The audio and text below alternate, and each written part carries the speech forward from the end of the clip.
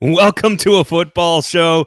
Rapid fire here on a Monday edition, ending the regular season for the Tennessee Titans in 2024. Now, of course, brought to you by Sinkers Beverages and a Kingston Group. My name is Braden Gall. That is Stoney Keeley, of course, from the Sobros Network. And we do appreciate you guys hanging out with us. Lots of time for your comments. And yes, we will try to unpack all of the drama that is not having a press conference on a Monday after the season. So there's some reports out there. We will get to all of that information throughout the course of the show. What does it all mean? I don't really think a ton has changed, actually, Stoney, since our show on Thursday, and I think we'll get to all the different motivations and things that could happen. But we've got a lot of different. There's reports out there. I've done some digging on some information to try to get you guys the best possible information as well. It's very difficult right now. There's a lot of ins and outs and what have yous, but new shit has come to light, man, and this is what you pay me for. So, Stoney, how are you, sir? How was your weekend? What's going on at the Sobros Network? Oh, I'm doing great. I'm just trying to get my damn cat to calm down a little bit. He picks the moment we go live to start climbing up in the windows and shit. So I'm trying to get him wrangled right now. But you know, I'm happy to be here and talk about the main headline that everybody's talking about this morning, which is, of course, Paul Giamatti winning the Golden Globe last night for his performance in The Holdovers. So, I mean, I thought he was excellent in Billions. Amy, what the heck is going on, and what is the most likely outcome, and when will we know? We will try. People aren't wasting time. We will try to attempt to get to all of that information at some point throughout the show. D-Good with the prediction right out of the gate. I'm just saying he's gone, so I already have coped with it and moved on. Look, there's a lot, like all my group threads. I'm sure your group threads are like this as well. All of my group threads are the same. What is happening? What is going on? People from every walk of life. What is going on? What is going on? Z Dean, can Stillman be trusted?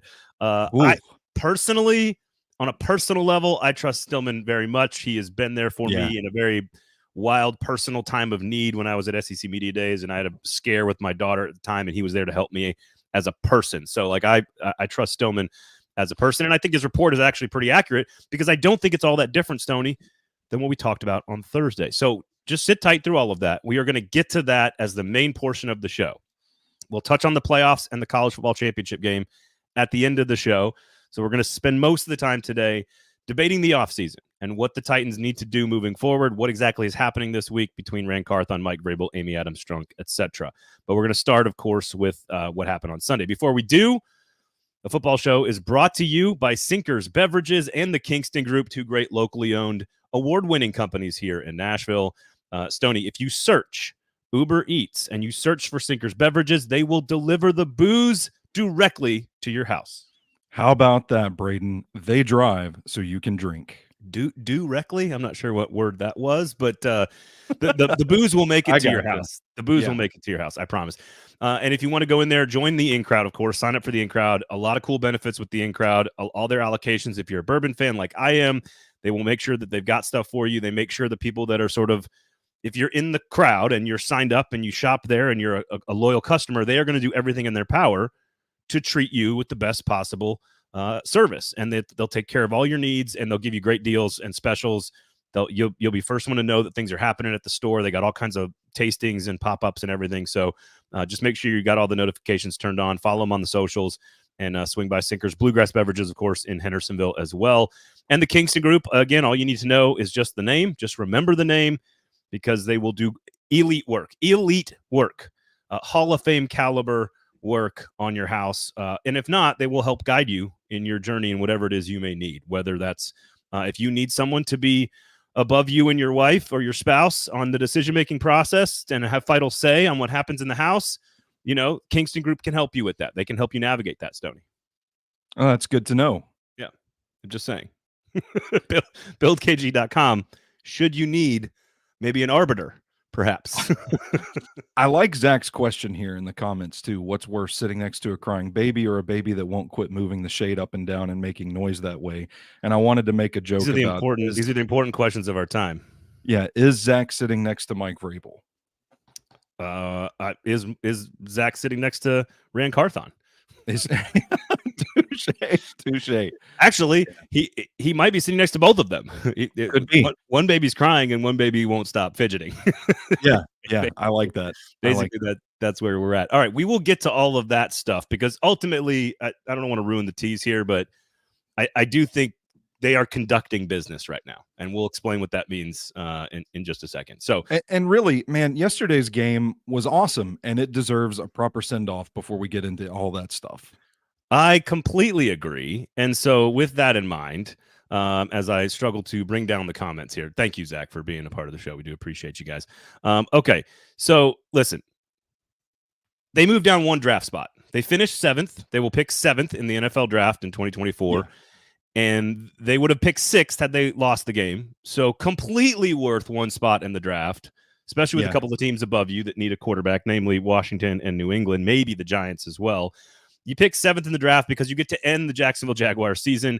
And frankly, Stoney, send Derrick Henry off in style, Ryan Tannehill in style, DeAndre Hopkins, of course, hit a bunch of thresholds.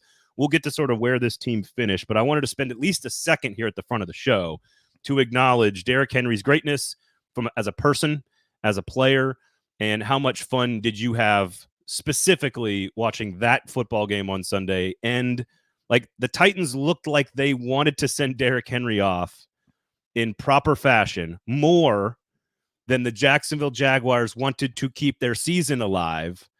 And that is, I think, an indictment of Doug Peterson more than anything else. Yes. And a credit, frankly, to Mike Vrabel and the entire organization. I felt like the contest was really a battle of wills up front in the trenches. And I felt like the offensive line for the Titans did a commendable job of bowing up against a pretty good Jacksonville front. I mean, this is a team, I know it's the Carolina Panthers, but they just blanked them the week before, and holding a team to a donut in the NFL in 2024 is pretty impressive. So, I mean, they have some pieces there to defend the run, and yet the Titans offensive line that has been terrible all season long just decided, and you know, I'm of the opinion it's probably for Derrick Henry. Like, we have to bow up and not let these people dictate this game today. And I felt like that's what happened. On the defensive side of the ball, I felt like it was kind of the same thing. It was guys saying, I'll be damned if you're going to beat me today.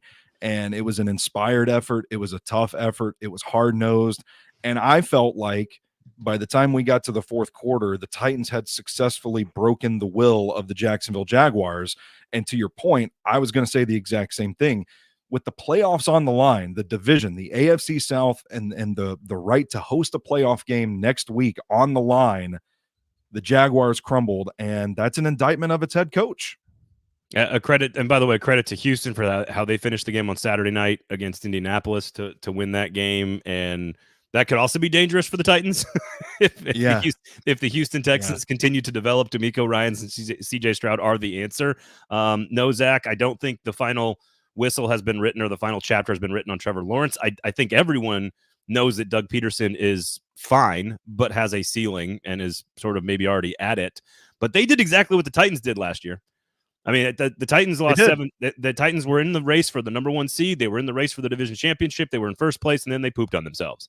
Mm-hmm. And I think, and a big part of that was the quarterback getting hurt.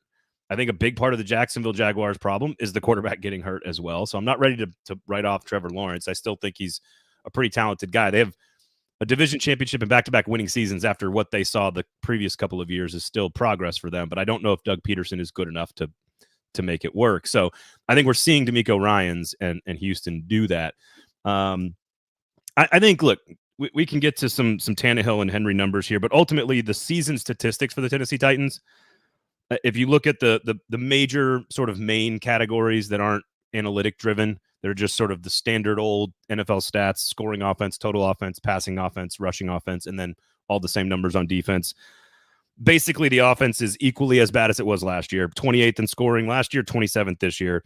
30th in total offense last year, 28th in total offense this year. 30th in passing offense last year, 29th in passing offense this year. 13th in rushing offense last year, 17th in rushing offense this year. With a rookie quarterback and all the context you need to add here, Stoney, offense, pretty putrid last year, equally as putrid this year, at least with some younger pieces maybe taking over slots next year.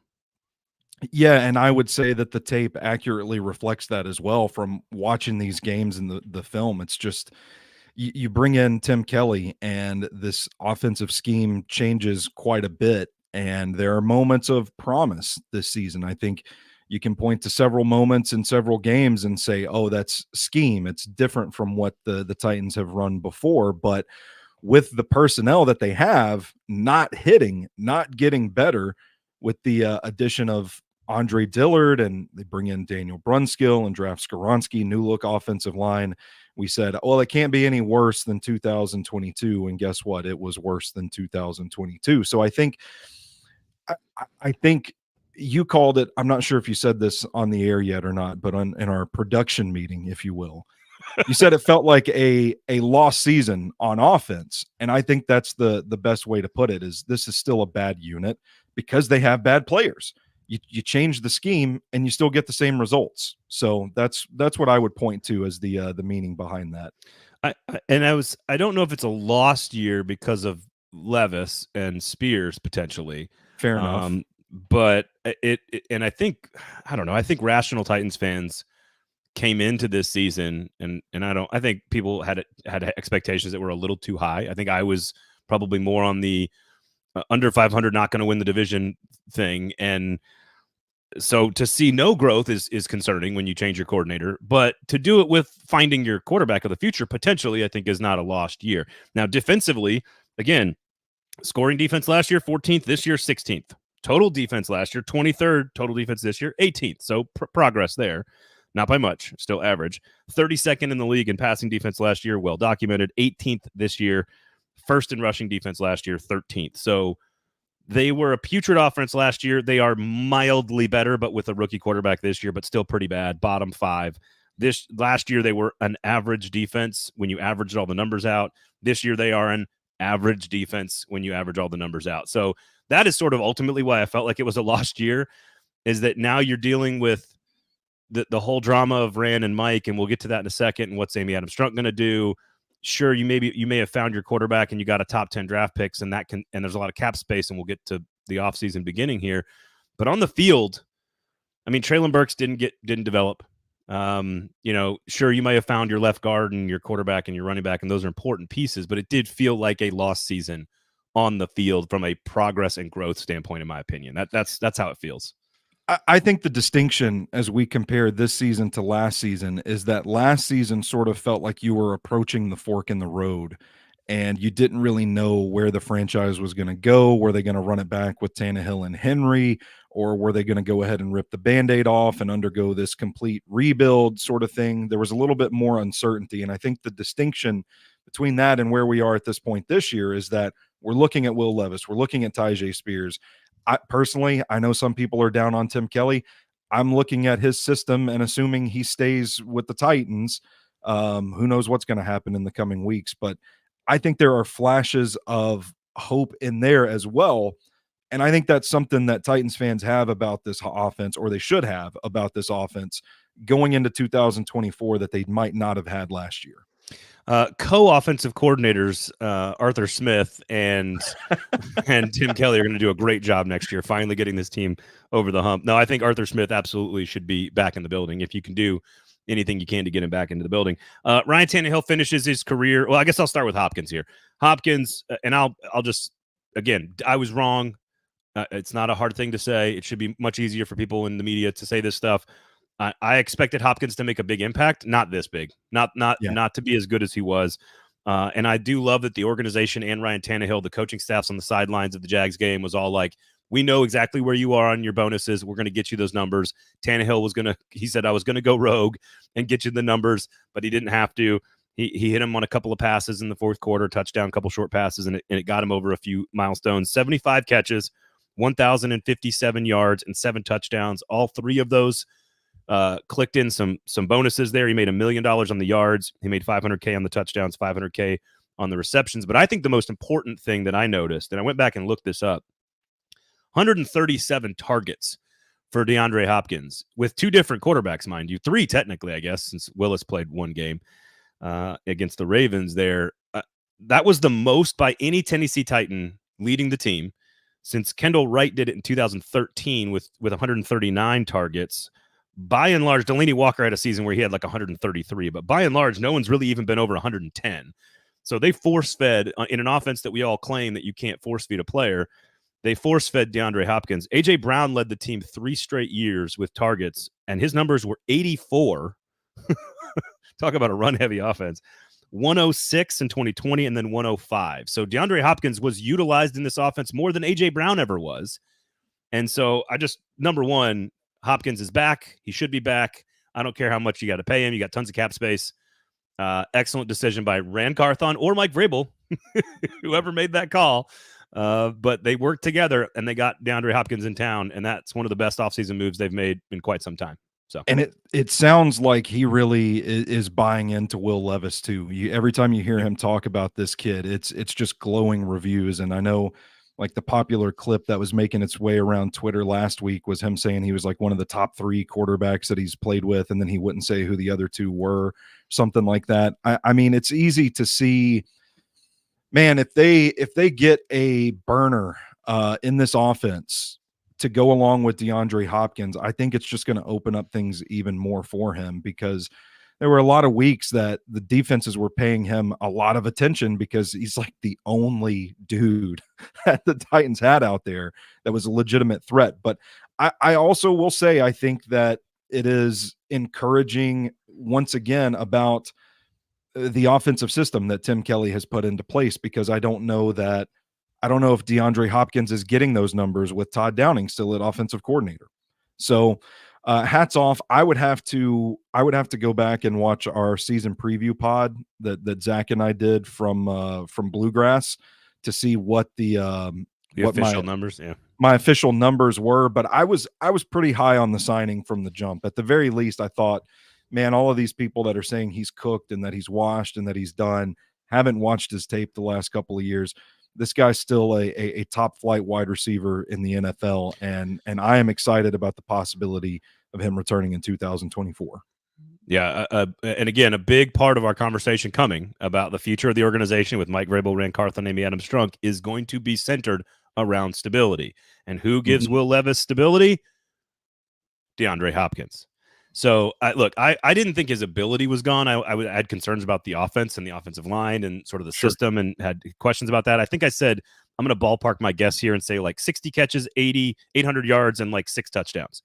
And so while I wasn't like way off, I was in real life, I thought he was significantly better than my own expectations. So I'll just hold myself accountable there. Derrick Henry led the NFL with 280 carries. That's shocking.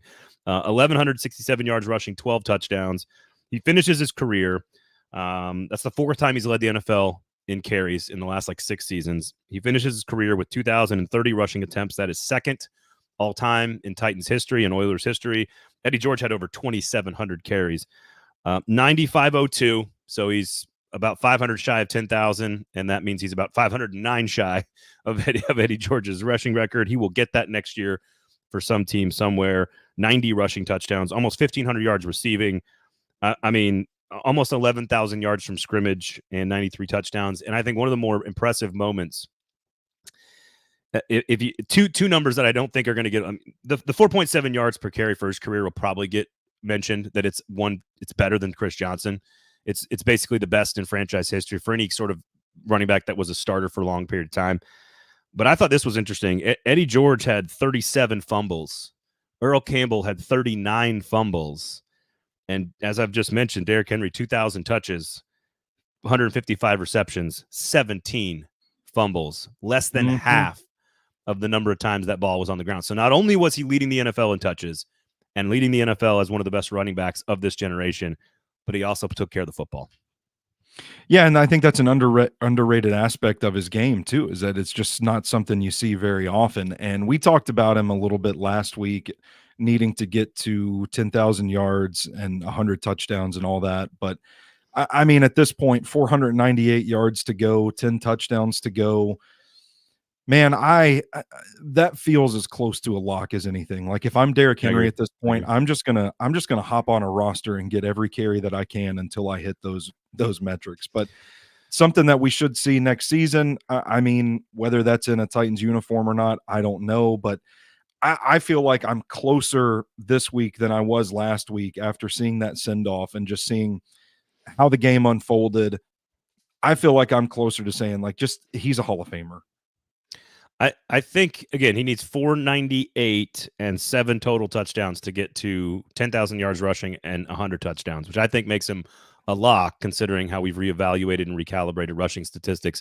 And I think it is okay for Tennessee Titans fans to see him talking to the crowd after the game, to see him standing outside of Nissan Stadium after everyone has gone home to sign autographs for kids and to be there with the fans. This is and he thanked every human being working in the cafeteria and the janitorial staff in the facility at his press conference. This is as classy a dude as you will ever see to go along with the numbers. And I think much like hockey people talk about Pekka Rinne getting into the Hall of Fame he's a borderline player. I don't think he's a Hall of Famer, but he's a borderline player. And there's a chance that because you are so well liked and that you treated people so well, that can affect the vote it has on you ultimately. And we can say whether that's right or wrong. But like, again, how you treat people has an impact on how you are viewed. And I think if anybody's going to get sort of the benefit of the doubt statistically because of how good they are as a human being, it should be and will be Derrick Henry. And I think fans are right to be like, man, I'm not going to want to watch him get to 10,000 yards in a Eagles uniform next year, or Bills uniform next year, or a Chargers uniform next year, whatever it might be. It's going to hurt. It's going to suck. And I think fans have a right to feel that way. But ultimately, I don't think unless he wants to come back on like a $5 million salary, like below his dead cap hit or whatever, it doesn't make much sense for him to be back here. So what do you think about the voters themselves? I mean, you and I have talked about how we kind of need to recalibrate how we view running back production in the modern NFL. But do you feel that the Hall of Fame voters are doing the same thing? Or are these like old heads? Like, I have a source. I have a source on the voting committee. All right. And while I'm not going to quote this person directly, you can all infer exactly who I'm talking about. Very knowledgeable, takes the job very, very seriously. And I think there still needs to be a little bit more work done. Okay. And I think that is the 10,000 yards, 100 touchdowns, especially if you can get a deep playoff run out of the deal on a really good team next year. I think it's lining up for him to get into Hall of Fame. Should he have that one more push, one final push? And that's cool. Per sources indicate. Per sources. All right, let's get to this nonsense that's taking place in the buildings. That's really what you guys want to talk about anyway, right? Isn't that what you guys want to talk about here? Okay. First of all, before we do, Sinkers Beverages, Kingston Group, remember our great sponsors. Support them because they support this show and they keep this show up and running for you guys. But without you guys, of course, it doesn't work. So thank you guys all for being here and for hanging out with us. And please go to Sinkers Beverages and the Kingston Group. I'm just so excited. I'm verklempt to talk about all of this. So, okay. Ultimately, the players met, and we got an email on Sunday saying that the players were going to have an open locker room and are going to meet with the media at 10:15 this morning. Normally, the Mike Vrabel press conference would probably take place before that as a season-ending conversation, and then we'd go into the locker room. We'd sort of have a chance to wrap it all up. As of time of taping, there has not been any conversation with Mike Vrabel and the press. Now, he did not have a team meeting with the players following the win, the end of the season. That is not a indication of anything. That's happened in the past, and it's not happened in the past. So there's no way to really determine anything. I think Kaharski actually said it on Twitter, like largely a nondescript, uneventful day at St. Thomas Sportsplex today, that it was largely exactly the same, if by and large, than any other way. And the reason, let's start with, just like we did on Thursday, the two most likeliest situations are they are going to trade Mike Vrabel to the New England Patriots, which we believe, at least I believe, is a very small percentage opportunity, or they are going to conduct some sort of end of season, progress report, exit interview, plan for the future, lay out the strategy to get along, kumbaya, civility, police, and decorum, and all that. And how does that work?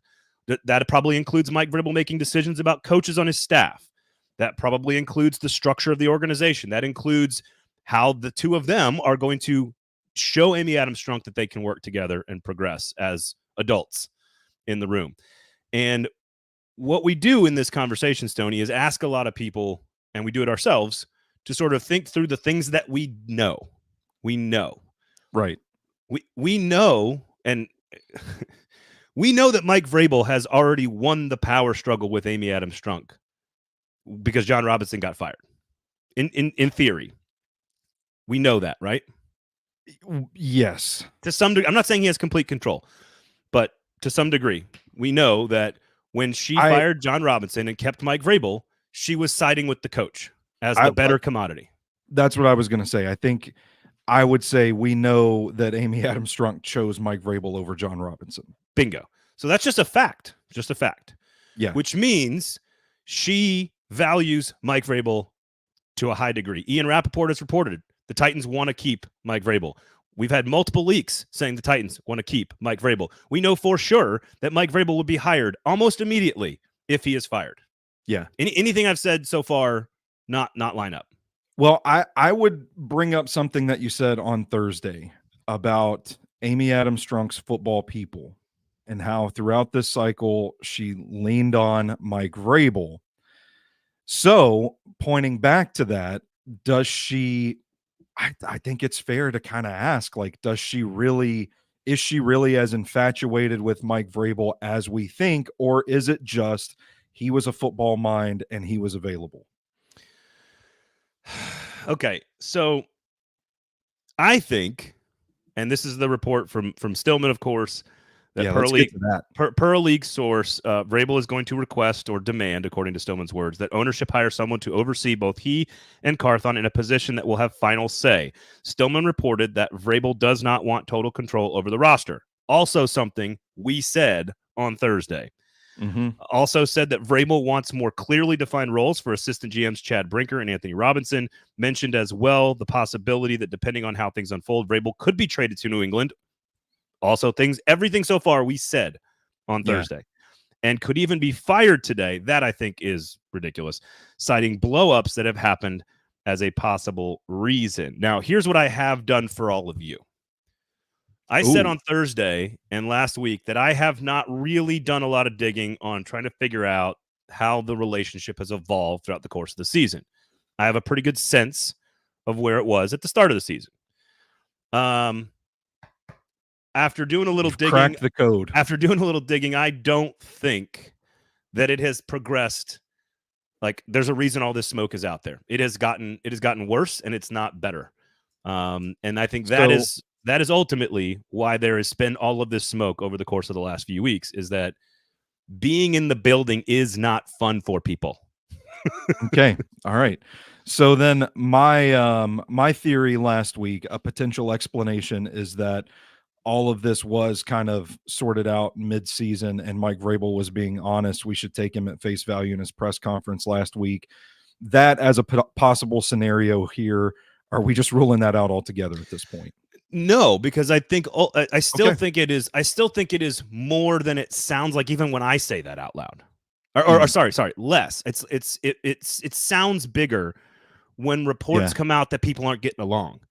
Like, marriages have moments of really incredible difficulty. Then you go to therapy, you work it out, and you talk it out, and you get back together, and you're great. Like, or you know what I mean? Like, relationships are difficult. They are complex. People are complex. Sure. And ultimately, what we said about Amy Adams Strunk is, I think, exactly what Mike Vrabel is saying, if this report is all true, which is that there needs to be another high-level football mind in the circle, especially at the Amy Adams Strunk level.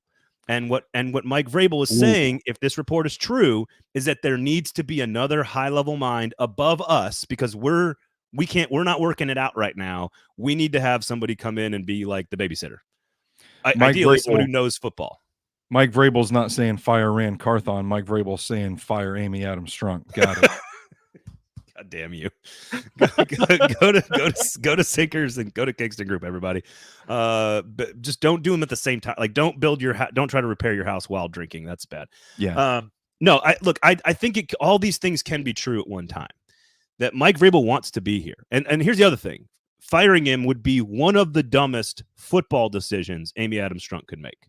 I feel like that is the situation where one of these meetings blow up, like Stillman mentioned in that report, and just in the heat of the moment, it's just like slamming fists on the table. You're fired. Pack your bags. Get out of here. I would say that That's, Now, I mean, what this other isn't- reason would she have to just no, fire there's him none. altogether? There is no logical reason to fire him. Yeah. He is an asset, and you have control of that asset. I don't know if you know anything about, not you, but like anybody. If you know anything about business, you do not, like, all you have to be as a fantasy football owner to know you don't drop a player onto the waiver wire who's got value. You try to trade his ass. Like, that's, Yeah, for sure. this is not complex business 101 stuff here. So again, he's also a very good football coach. He would be snapped up in seconds. So there's no reason to move on from him at all. I don't think that's on the table. I don't think it's on the table. I really don't. I think the two reasons that all this stuff is happening this today, and you're hearing all the noise and there's smoke and there's reports, and he hasn't had a press conference in a time of taping, of course, is the most logical explanations, as we said on Thursday, which is two things. They are putting in place their plan for the future. A plan that Amy Adams Strunk approves of, a plan that Mike Vrabel approves of, and a plan that maybe Rand Carthon has to get on board with. That's the most logical explanation. The only other explanation is they are negotiating a value with the Patriots. Yeah. That's the only other thing. And that one could go either way. You could get your socks blown off and take the offer and trade Mike Vrabel and hire Arthur Smith and feel like you've got some continuity. Well, and it feels like that's the part of the equation that's kind of, I don't want to say hanging us up here, but it kind of feels like this thing isn't going to move until the Patriots figure out what they're going to do with Bill Belichick. And I still maintain, I mean, I figure he might be part of a trade package potentially to the Titans. Why not? And so two draft picks, a corner, and the greatest coach in the history of the game. There we go. Could do worse. Could do a lot worse. I noticed the guys on the Fox broadcast before the game yesterday talking about Bill Belichick's legacy and what Robert Kraft owes to Bill Belichick and all this, and or excuse me, no, I'm thinking of Sunday NFL Countdown, Rex Ryan and those guys, and they were kind of talking about like don't do this on Black Monday when you're just heaping them in the trash bin with Arthur Smith and Ron Rivera. It's a business, man. Stuff. You got to do what's best for the business. You got to do what's best for the business.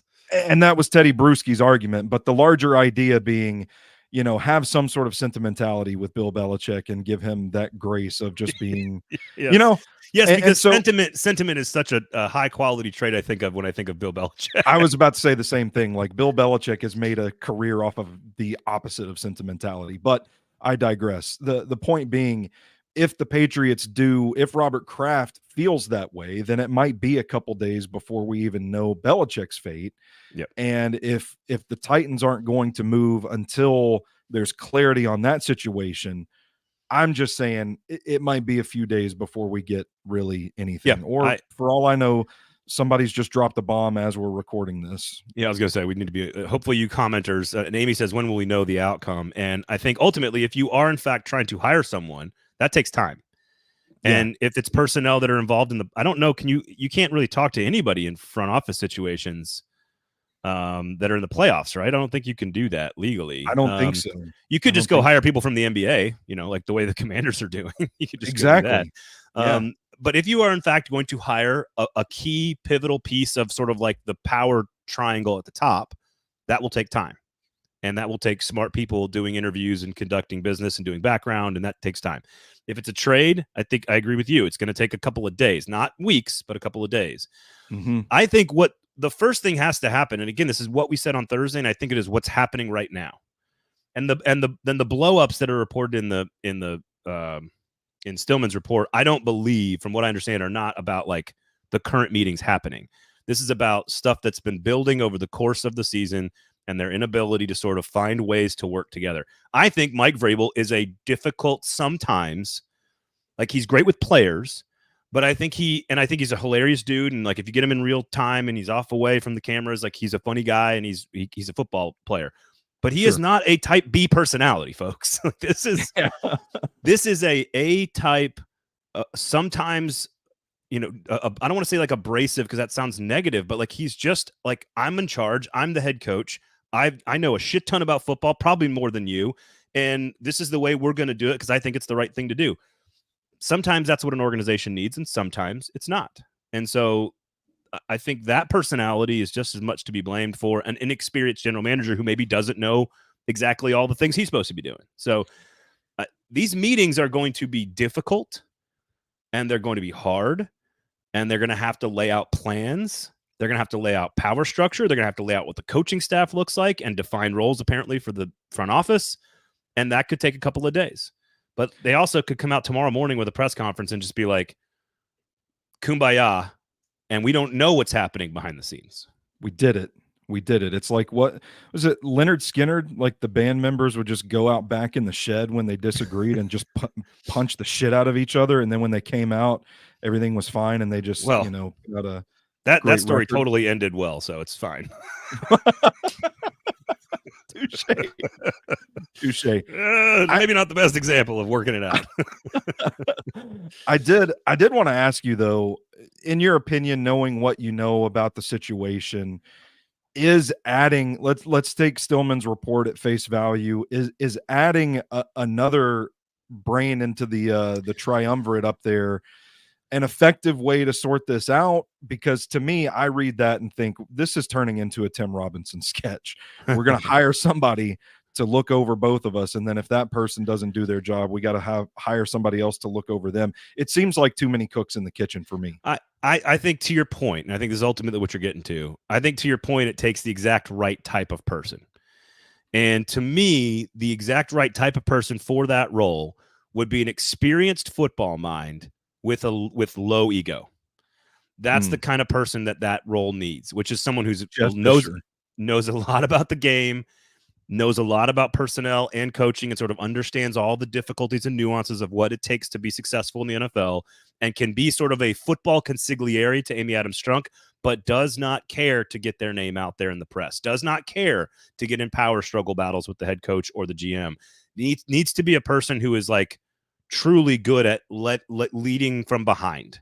And if they can find that person, then I think that's a value add in a big way, because I think Amy Adams Strunk needs more people at the top that she can trust, that are football people, that is not this Rand versus Mike thing. Yeah. Again, I think, as I said on Thursday, they are going to have to work it out. You got to play nice together, because if it'll affect the team, and the team won't be able to win. Because if the team keeps winning, then you got to work it out, because you're going to be stuck together.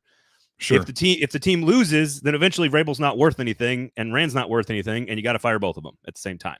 Yeah. So I again, also, this is where the trade is the wild card in all of this. I think it's a low percentage chance, but what do we know? Again, on Thursday, what do we know for a fact? He loves Boston. He loves the organization. He has a personal relationship with Robert Kraft. There's no way a human being with his experience would not love the opportunity to be the head coach of the New England Patriots. I don't think you can fault the guy for that. Also, oh, by the way, I don't really enjoy working in the building anymore because I don't see eye to eye with a few different people, and it's, but at the end of the day, the Titans control the contract. Tough. Like, if you're a commodity and we're in control of it, that's the end of the discussion. Like, you can ask out if you want to, but it's the Titans' decision, and it would be stupid to fire somebody that could bring value in return. If that's the point, if we are at the point of no return, where Mike Vrabel is saying, I cannot do this anymore, doesn't matter how many requests I make, doesn't make how many people you hire, we are at a point of no return between me and Rand, then you have to trade him. Or you fire Rand, and I don't think that's on the table, honestly. I don't think it is. I don't. So.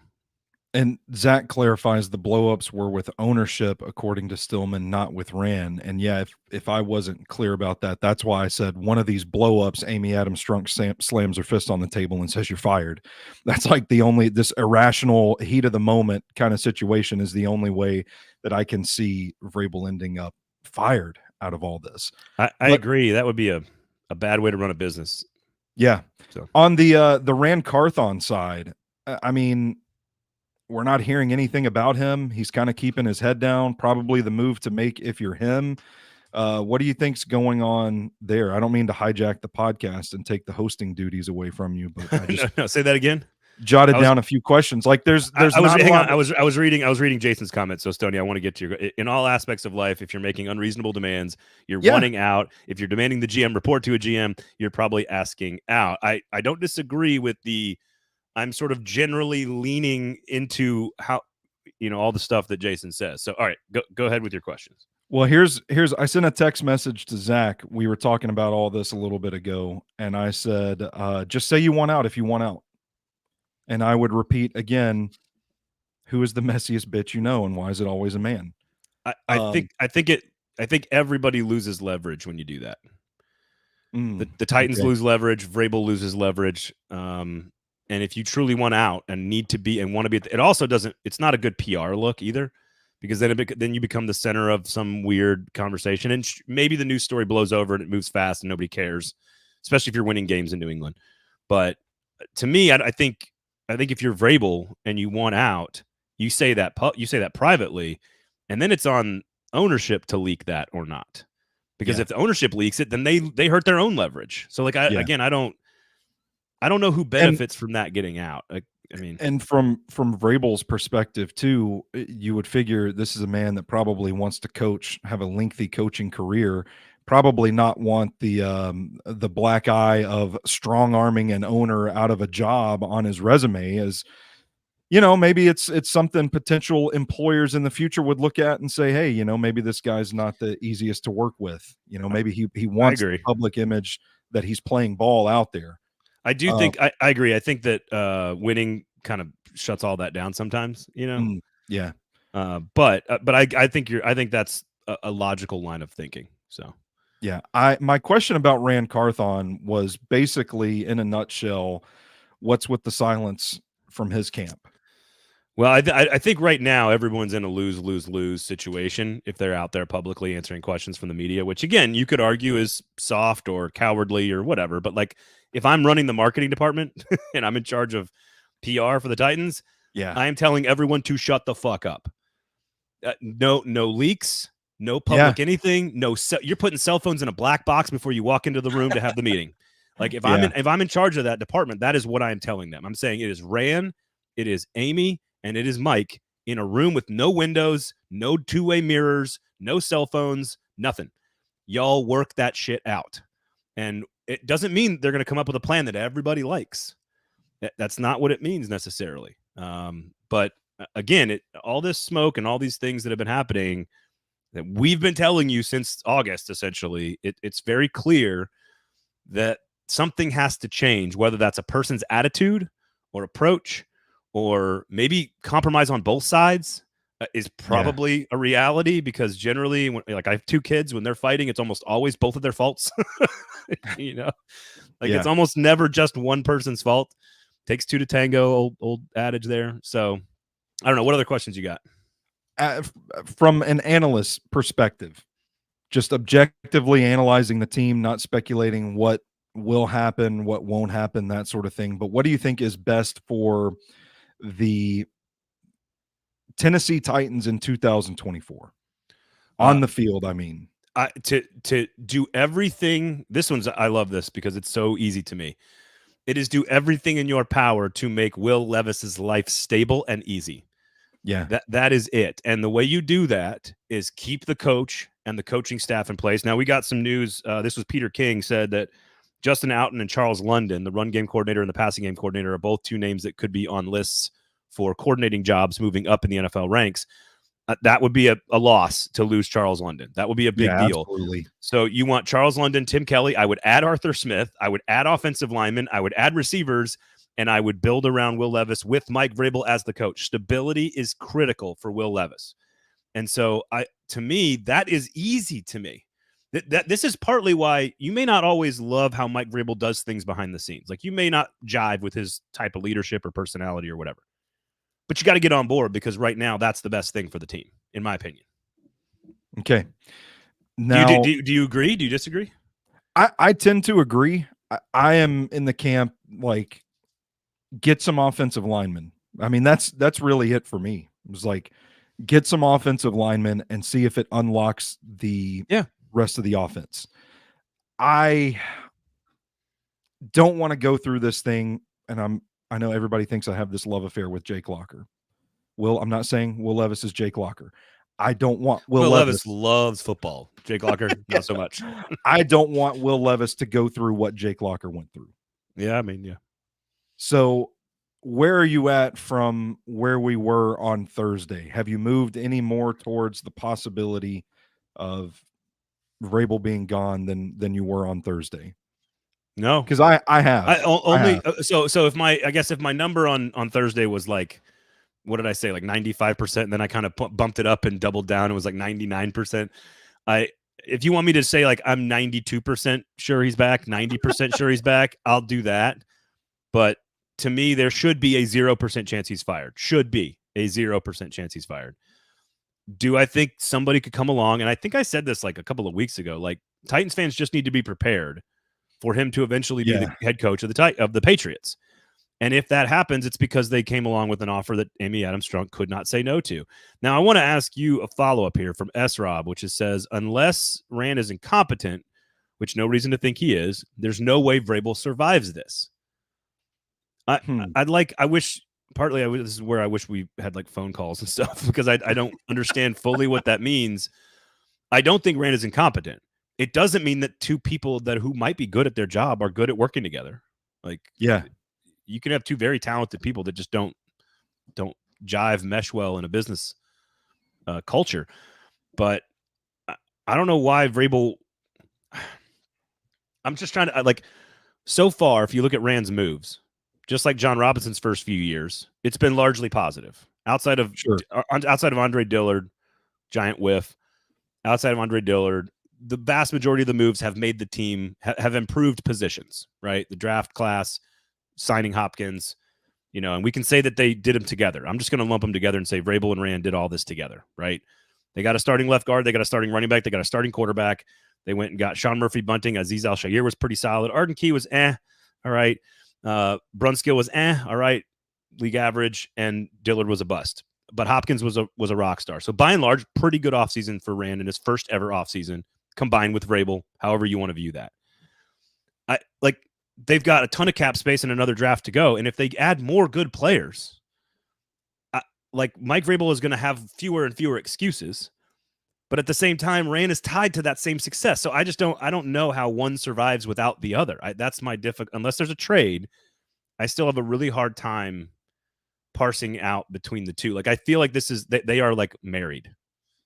Well, yeah. And I don't know if S-Rob's point was maybe to say that if Rand is incompetent, that is something that Vrabel can point to and say, look how incompetent he is. I'm the one that's right. So I'm the one that should be here. I don't know. I could be completely misconstruing the point there, but that's kind of how I took it, which, again, I go back to do we trust Amy Adams-Strunk's football mind enough to know that Rand Carthon is incompetent to begin with? I don't think Rand is incompetent. Now, Trey says he's talking. This is a problem with live video and chat here, where was somebody saying, "Hey, so and so on another radio show is talking about X, Y, and Z." Trey says Buck and Lucas are talking about issues with Rand's work ethic. Any info of that? First I've heard of it. I was listening. I need to know exactly what they said. Yeah, I was listening to Buck and Lucas for a little bit, and then I really had to buckle down and finish my national championship drinking game this morning. Oh, I like that. So I turned them off, and I didn't hear anything about that. So yeah, I'm with you. I would need a little elaboration. I need a direct quote or two. Yeah, I need a quote about what they said. What I said on Thursday, I think I would repeat now, which is there are a few anecdotes that have been floating around about this is what happens to everybody, every coach, every player, every GM. Media hears anecdotes. You hear one little nugget about a guy here. You hear one little nugget about somebody there. You hear this, you hear that. And what you hear is what happens is everybody sort of hears the same things. And so then from there, a narrative is built. And from that moment, then people take it and run with it and can make it more salacious and try to do it for the clicks or infer things that maybe they shouldn't infer.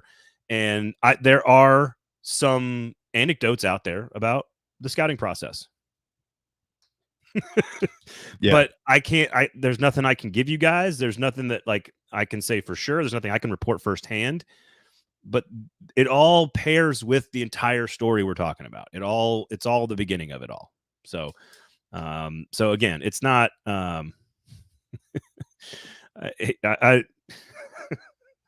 I hate this so much.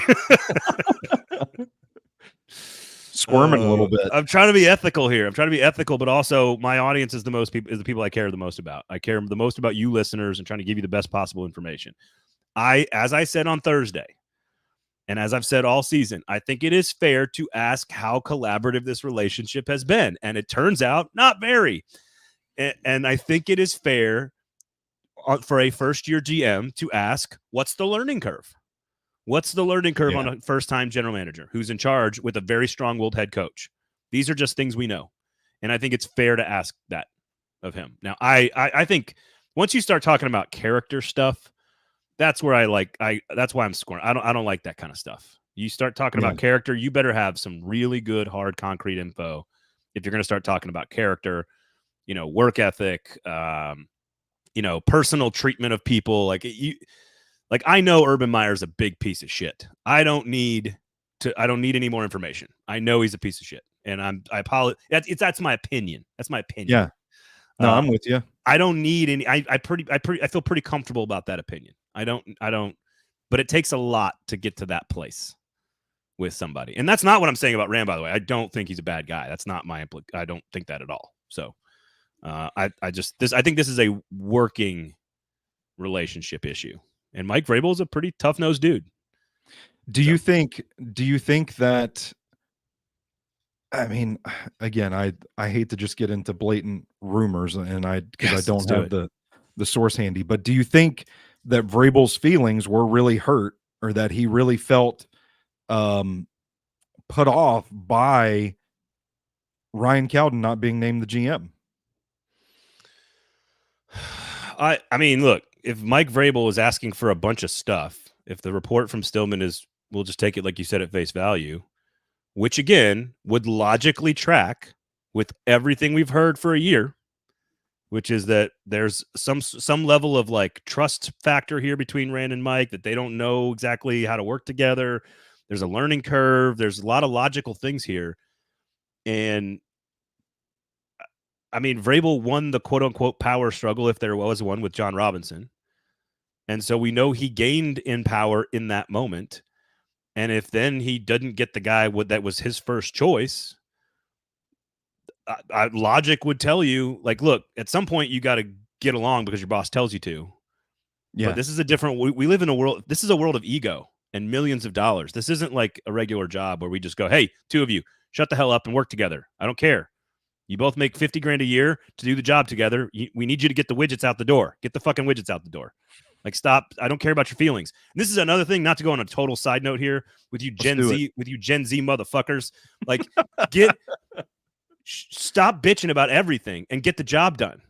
I have to deal, I'm dealing with this with not that I put my 7-year-old to work, that would be illegal, but the amount of why didn't you talk to me in the right way? And I'm broad brushing an entire generation here, and I'm feeling like an old man. But if two grown adults can't work together that disagree on stuff, what are we doing? Also, if you have a boss that tells you to do something, you have to fucking do it. That's how jobs work. Yeah. Oh, anyway, now I'm off on a tangent. Offending every young person listening to me. I don't even remember what the question was at this point. But we're here. I think I'm closer to feeling that something's going to happen. And I mean, that's something. Keep hinting at it. We've narrowed it down to two possibilities, and I don't know. I mean, if we're to believe the Ryan Cowden thing is true, which there is a logical case to be made that at least on a human level, you could understand why Mike Vrabel in that position would have been upset. Yeah. And if Stillman's reporting that there are these blowouts or blow-ups, I don't know. Blowout's a hairstyle, isn't it? It's not a glow up though, right? We're done with that. I think we're done with glow-ups. Yeah, I don't think the glow-up ever happened. But if this is going on, I have started to lean towards the issue might be more Vrabel and Amy than Vrabel and Rand. I mean, if that's the case, awesome, and more of this information is coming out, I mean, Schefter, Rappaport over the weekend saying something about it. Bleacher Report. I can't remember the name. Jordan Schultz. Yeah, I've worked with him in the past, actually. He posted something about it this morning. Good sources, that guy. When your dad's the owner of Starbucks. Yeah, and all this stuff that's coming out of New England. New England's been pretty quiet. It sure seems like Bill Belichick's going to go. The more this stuff comes out, and the more that I sit and think about, like you've talked about with Vrabel and the very human, natural feelings of wanting to be in Boston, or at least having an affinity for Boston. I'm just kind of looking at this like, you know what? It kind of makes sense if this thing could be beyond repair. Ultimately, I guess I still rank. This is kind of weird, but I still value Vrabel over Amy and Rand. If I'm a fan of the team and I want them to win as soon as possible, yes, the most important person of the three is Mike Vrabel. Way more important than Amy Adams Strunk, and I don't know if I trust her football decision making. Although I think she earned some stripes by firing Robinson the way she did and when she did it. I think fans liked it. Admitting that it was the wrong GM and moving on, that's fine. But again, not having people around her to make the decision on Rand might have been how we got in this situation in the first place. I don't think if you trade Mike Vrabel or fire Mike Vrabel and don't get anything in return, or even do get something in return, I don't think the team is better off with Rand Carthon hiring the head coach. I don't know that. That's a guess. Bring back Jeff Fisher, baby. That's the second time he's been on the show. Stop it. Stop it. Someone mentioned him in my mentions over the weekend. That's why he's fresh on my mind. And I could not tell if they were being serious or not. So. It would have to be such an irreparable situation to think that the team is better off without these folks doing their jobs together. Yeah. Like it would have to be irreparable. And if that's the case, that's the only time where I go, fine, take your first round pick and a veteran cornerback from the Patriots, and let's move on. Let's reset the clock and let's see if Rand can do the job. Because then at that point, Rand probably needs to be the person, along with Chad and the rest of the front office, making the hire, because it's not Amy Adams Strunk's job to make the hire. You're not Jera. And Jera Jones doesn't know how to make draft picks or hire coaches either. My Green Bay Packers are about to prove them fucking wrong this weekend. Shut down Mike McCarthy. They're send Mike McCarthy home in a pine box, or at least his career.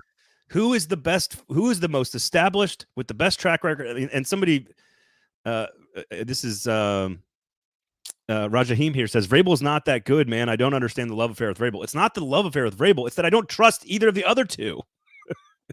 Yeah, there's no track record of success. Rand's had a good offseason, one good offseason. But I would say that I'm higher on Rand than you are, for sure. I think let Rand be the GM and let Mike Vrabel be the coach, and let's run this thing. The simplest explanation. I like that he appears to be, at least on the surface, a little more forward thinking about the future of football. I mean, bringing in the analytics department. They're going to overhaul the scouting department this offseason, presumably. They will. The J-Rob holdovers contracts expiring or whatever. I think the man's a capable GM. I don't know what the issues are, the personalities clashing or whatever.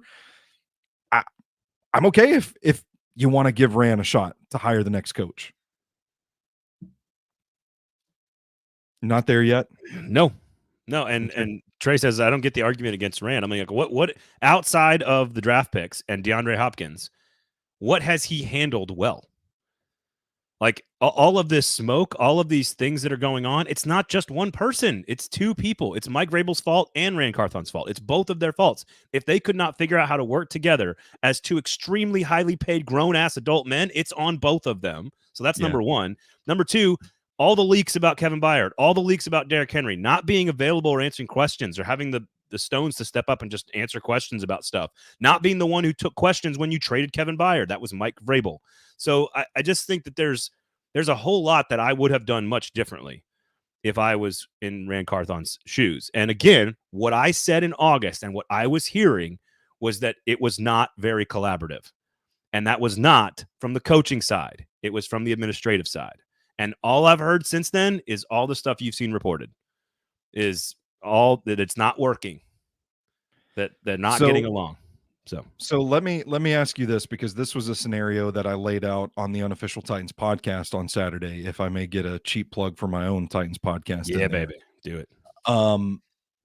If you're Amy Adams Strunk and you're looking at this situation, is there a part of you that looks at the results over the last 2 years and says, you know what, this is something that needs to be turned around right away? 2024, this team needs to show some signs of improvement, or else everybody's out the door and we're blowing it up and we're starting fresh. And if that's the case, you've got a situation that is pretty tense, supposedly, reportedly.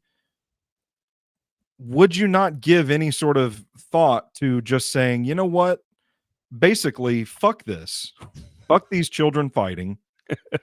You're both gone. We're just going to go ahead and reset because this thing is not working. Is it conclusive enough based on what you know to say there's a valid reason to look at this and say, you know what, should we go ahead and just pull the plug altogether? If it's only if yes, if the but what are the odds? odds? They are. No, I hear the argument. I understand the logic behind the argument. If you trust Amy Adams to be the one making that decision, yeah. And Forrest says this: Vrabel has proved infinitely more than Rand has at this point. Daniel says we are one of the best coach teams in the league with a horrible roster.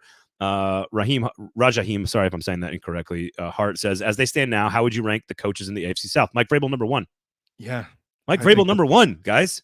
This is like AFC Championship game, number 1 seed, 4 winning seasons, multiple division titles, makes players better all the time. He is infinitely more proven and more of a commodity than anyone than his record in the last 25 games indicates. Granted, that needs to change quickly. Here's the cool thing about the NFL, guys. Cincinnati Bengals can go from picking 1st and 4th overall to the Super Bowl. Okay? You can do it quickly. It doesn't take long. And that's why I think Vrabel and Rand working together with a new structure and a renewed energy is still what is best for the team. It's still the best thing for Will Levis, because if you get the draft picks right again and you get the free agents right again and Will Levis is the guy, you are competing for division championships quickly. Yeah. They drafted Mariota and went from 2 wins to 9 in 1 year. Like, it can be, we've seen it done here. So you can do it. It can be fixed quickly. And I think Vrabel is still one of the top 5, 8, 10 coaches in the NFL. So your mileage may vary on where you want to put him, but like he would be hired in 2 seconds, guys. He'd be hired in 2 seconds. Yeah, I think that's just my disposition being like, I'm tired of dealing with all this and I'm the owner. So no, I hear you. I hear you on that angle. I hear you on that angle. I just, to your point, if she lost some, she gained a ton of equity with me in how she rebuilt the relationship with the city and the community, changing the uniforms. Yeah, absolutely. Stupid little things, but like things that's not football stuff. Exactly. Those are her decisions that she intentionally went out, and that's like good, smart business, good, smart community building, all really smart stuff. I think with the Robinson thing, I was a little hesitant at first, and then it made sense. So I was like, all right, fine, I'm on board with that. And you probably earned a lot of goodwill with the fans.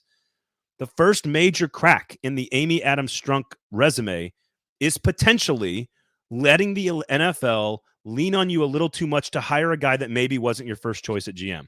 That's the first crack, potentially. And now we're seeing the fruits of all that. Whether you guys like Rand or like Mike, it doesn't matter. We are in this situation. I'm sorry. I'm not laughing at you. I'm not laughing at you for people watching this on YouTube. I'm trying to keep my eyes off the comments. I know. And then I look over and see Director of Football Operations, Mike Vrabel. Like, oh, God. I would not trust Vrabel to develop Will Levis or hire the right coaches to help him develop. He hired Matt LaFleur. He hired Arthur Smith. He hired Tim Kelly. He hired Charles London. He hired Shane Bowen. He hired Jim Schwartz. I can keep going. Like, I'm not saying he's 100%. Like, he has. Nobody bats 100%. But yeah, I don't get that one, because Will Levis seems to be developing pretty well to me. You know what would be bad for Will Levis? Having an entirely new philosophy with an entirely new playbook and an entirely new system with entirely new language. And I get professionals are paid to adapt to that stuff, but a whole new philosophy, stability is what's best for Will Levis, in my opinion. So I'm with you. I think that the best thing for the Titans and maybe this is tweaking what you said a little bit. Let Mike Vrabel coach. Let Rand Carthon GM. I kind of agree with that. Yeah. Keep the stability in the building. Tell them to work it out, and just put a little faith in each other. Is that so much to ask, or is that like Amy Adams Strunk? It's her job to maybe inspire that faith in one another right now. Yeah, I agree. And if either guy is not doing, like, you don't, this is ultimately my point about the Gen Z thing. It's like, you don't have to have all the good positive vibes and feels to work together. You don't need it. Yeah. This is a grown adult ass world we live in. And you have to be able to work with people you don't love. You don't have to work with your best friends. You don't have to all be great drinking buddies. But if you're both good at your job and you can figure out a way to make it work, you can be successful. And that's every job. And so that is where they're at right now. I don't need them to be best friends. I don't care what they think of each other. I need Rand to be good at making personnel decisions, and I need Mike to be good at coaching football games. Like that's if I'm Amy Adams Strunk, that is what I'm saying. And then I say to both of them, what do you need to make that happen? And then we try to figure out what that list of things is. And if it's irreparable, then it will show up on the field. Or Mike Vrabel will be traded. And again, I would say that I'm available for employment. If the Titans want to give me a call, I will oversee Rand and Mike, and I'll just have to bring Zach with me because I need somebody that understands the salary cap on staff. Yeah, that's true. We can evaluate these guys. We can do it. That's your one positive thing you can say about Zach when he's not here. So that's one. You're allowed one per show. But we do appreciate you filling in, by the way. Sobros Network, sobrosnetwork.com. Make sure you check those guys out. The Unofficial Titans podcast, all kinds of great stuff over there. Make sure you check that out. Stackingtheinbox.com, football and other F words as well.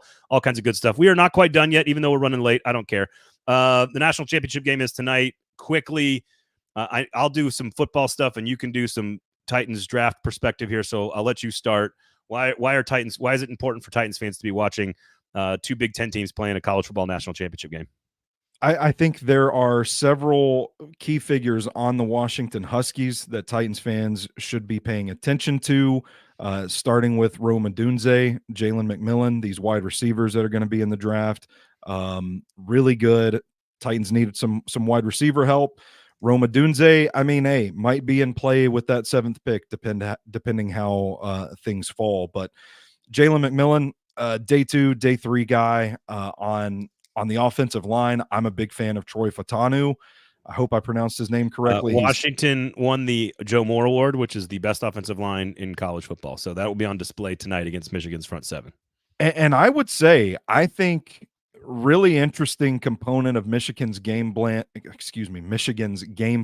against Alabama, throwing the stunts and misdirections and stuff at the offensive line. I would say I think Washington's offensive line is a little quicker than Alabama's offensive line. Yep. And I feel like this group might have the athleticism to combat that pretty well. So I'll be interested to see if Michigan's pass rush gets home at the rate that it did against Alabama, because I think people just see Crimson Tide and think, oh, big offensive line. Wow, it's so impressive what Michigan did in the at the Rose Bowl. But I don't think it's as simple as just running it back against this Washington offensive line. Well, if you pressure Michael Penix, he will beat you. If you drop 8 into coverage against Michael Penix, he will beat you. Funny, weird thing. They do have a significantly better offensive line, so I think they're. But Michigan's defense is going to be better at pressuring and a more physical offensive line than anything Washington's faced most of the season. So, and Texas ran the ball for about 170 yards in that semifinal. If you take the sacks out, over 7 yards a carry. So what I love about this game is Michigan's going to be Michigan with crazy-ass Jim Harbaugh, and they're going to try to line up and run the football, and Washington's going to be Washington, and they're going to spread them out and chuck it all over the yard. They're going to be themselves. Yeah. It's a great contrast to styles. I've talked to a lot of college coaches. I'm actually on my way over to Opryland after this to go like mingle with very well coaches. Well, all the coaches for college football are in town, and we just go like sit around and shoot the shit and gossip like teenage children. That sounds nice. I don't have any plans this afternoon. Come on by. But more coaches are excited to watch this championship game than before, and I think it's because of the contrast in styles. And I'm going to go. I think the right bet here, if you're betting, is Washington on the money line. You get better odds. I think they can win the game outright. Again, call me crazy, but I will go in these games in college. It tends to go to the elite quarterback who can make all the throws. And offense is greater than defense now in college. And Washington has the dude, and Michigan does not. So Michigan's the better team. Michigan's the better all-around team. Yeah. More NFL players, but more complete. But Washington has the dude. Yeah. So Michigan better have some game plan, some tricks up their sleeve to figure out how to throw Michael Penix off. But no one's figured out a way to do it yet. So I will acknowledge how much better Alabama's offense got throughout the course of the year, specifically Jalen Milroe. But that offense is nowhere near as difficult to defend as what Washington has with their pieces at receiver. They got a good tight end. I don't know if Dylan Johnson's going to play or not or what's going on there, but he's a good running back. They got a good offensive line. I mean, it's not going to be the same. And the SEC bias is showing a little bit in fans that are like rushing to the pay window or to the sports book to bet Michigan. That number's jumped up, by the way. Oh, it's gone up. Wolverines by 3.5 to Wolverines by 5.5, which makes me want to double down on the Washington. I got Washington. I got Washington at 4.5. I think yesterday. There you go. And then I doubled the bet and took them on the money line. Nice. I don't know if that's smart or not, but whatever. Basically, my point spread bet will cover my money line bet if they don't win. There you go. If they lose close. What's interesting though is, and I don't profess to be some expert gambler. I just think Washington. There's something special about this Washington team. They keep being counted out.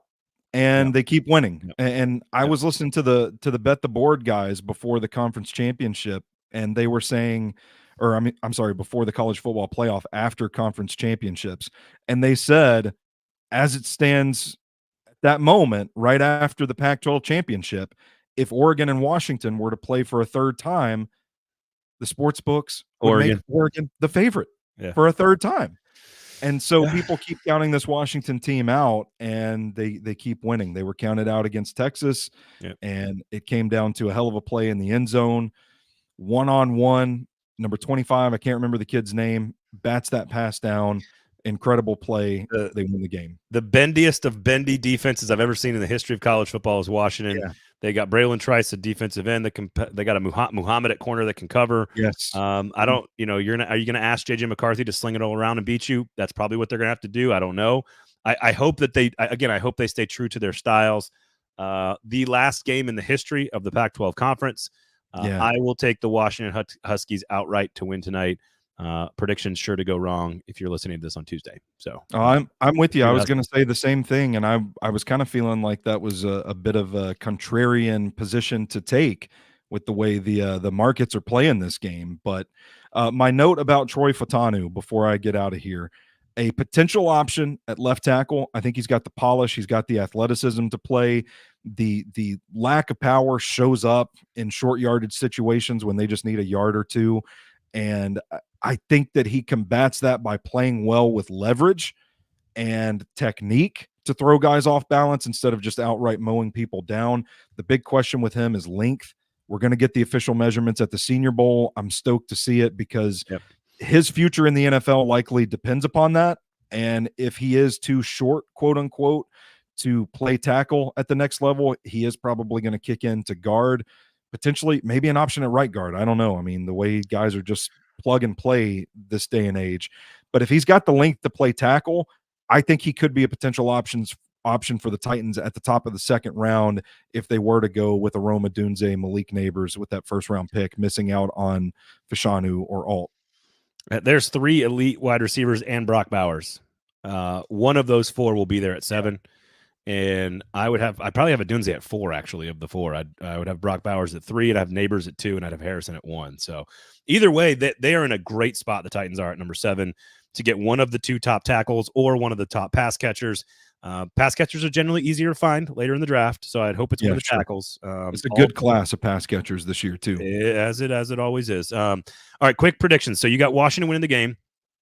On Thursday, when Zach will be back on Thursday. When Zach and I sit down to do this show on Thursday, 1:00 Central Standard God's Time, live across all platforms. Rate, review, subscribe on the 440 Sports Network.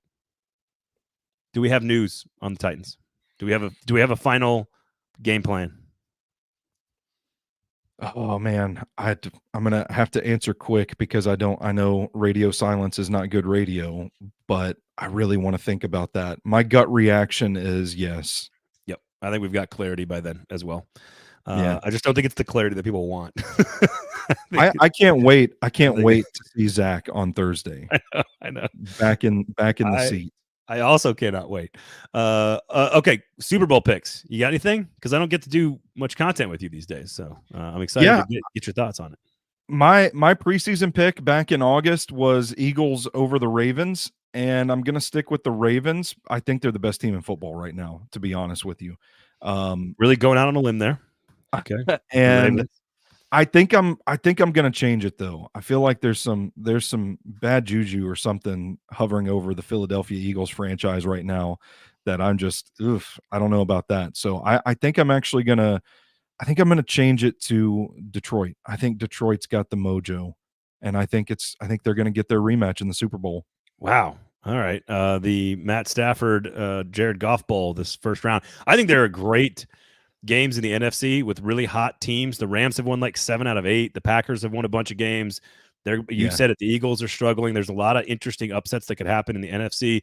I think that all clears the path for the Niners because I think they are the best football team in all of the NFL. I think their roster is the best. I think they have the best coach combination, quarterback, roster, depth, talent, game plan, etc. I think Baltimore is right there with them. It's hard not to pick both of them, but I think first of all, I don't ever count out Kansas City as long as they are still eligible to win games. Mahomes is that special. Sure. I don't love a lot of the underdogs in the AFC though. Like I'm not sure how good Miami. I don't think Miami can make a run. I don't know. I don't think Cleveland or Pittsburgh can make a run. Buffalo is the team to watch. Buffalo is the team. They're hot. They're hot at the right time. The note I jotted down, if you take the Ravens and Niners out of the equation, teams I won't be surprised to go on a run. I jotted down Bills, Browns, Lions, and Rams. I love the Lions roster and how they're built.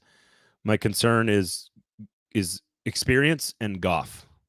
Those are the two, and that's ironic considering Goff has led his team to a Super Bowl. So I've been a Goff truther for quite some time. All right, fair enough. Maybe that's my disposition getting the better of me. Deagle says Braden coming through with the hard shaft. I think he meant to correct that by saying facts. The hard facts is what I think he meant to say. I was about to say I missed the hard shaft. I don't know where we got the hard shaft. I don't know how you can miss it around these parts, man. All right. Sinkers Beverages, the Kingston Group, buildkg.com. Thank you guys all for hanging out with us. Much appreciated. So share the show. Tell somebody about it. Zach is back on Thursday, and I think we'll have some clarity with the Tennessee Titans front office when we get there. So check out Sinkers Beverages, Kingston Group. Enjoy the championship game. NFL playoffs right around the corner. Going to be a ton of fun, and we will be back on Thursday to check it all out. Sobros Network, stackintheinbox.com, football and other F words, all the other great products across the 440 Sports Network. Please check them all out and tell everybody you know about those shows. Otherwise, thank you for listening. Stoney, quickly, where can everybody find you? At Stoney Keeley on Twitter, at Sobros Network on all major social media platforms. There you have it, folks. Thank you for listening. We will talk to you on Thursday.